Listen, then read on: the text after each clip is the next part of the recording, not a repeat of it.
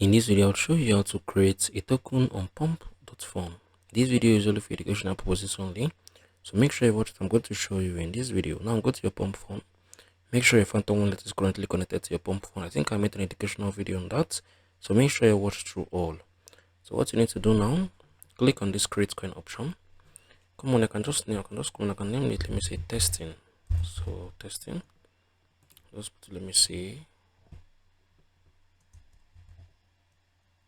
TI test.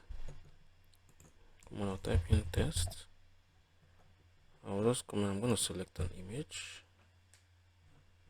I think I'll use this. Select this. So I'm going to click on create coin. So what I need to do, I'm just going to click on this create coin, and I'm going to show you that this coin is going to create. So I can just enter them to 0.00.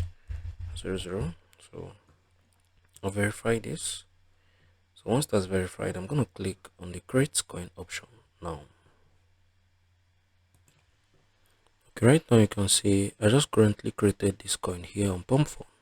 So you can see this. If you found this video helpful, share your thoughts below in the comment section. Thank you for watching. I'll see you in the next video.